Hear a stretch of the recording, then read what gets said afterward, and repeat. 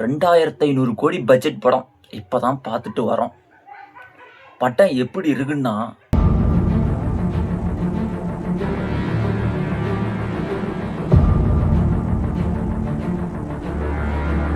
Sorry படத்து பேர் சொல்லிடுறேன். த ஒடிசியஸ். கிரேக்க மித்தாலஜி கடவுள் கதை. அதாவது கிரேக்க மித்தாலஜி மாவீரரான த ஒடிசியஸோட சாகச பயண கதை தான் இந்த படம். இந்த படத்தை தான் பார்த்துட்டு வரோம். படத்தில் நம்ம ரசிக்கக்கூடிய சம்பவங்கள் நிறைய இருக்குது. ஃபர்ஸ்ட் ஹாஃப் தான் கொஞ்சம் ஸ்லோவாக போகுது. ஆனால் செகண்ட் ஹாஃப் படம் வேற மாரி சீன்லாம் இருக்குங்க படத்தில்.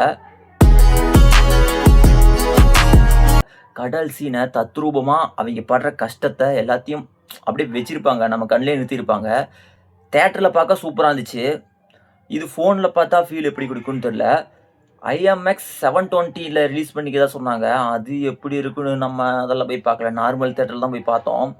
படம் சூப்பராக இருக்குது, எல்லாருமே போய் பார்க்கலாம்.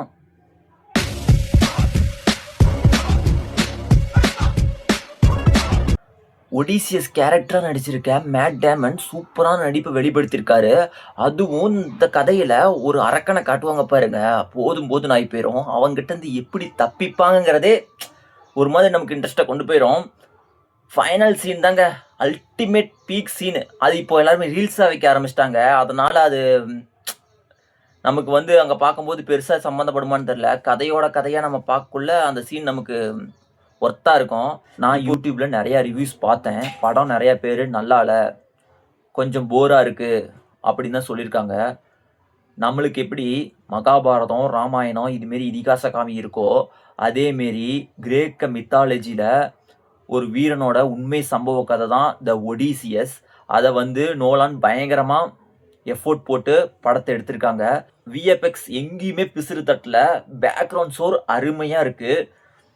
என்னோட ரேட்டிங் இந்த படத்துக்கு 10க்கு 8.5 கொடுப்பேன். இதில் நடிச்சிருக்கிறவங்க எல்லாருமே பயங்கரமாக நடிச்சிருக்காங்க.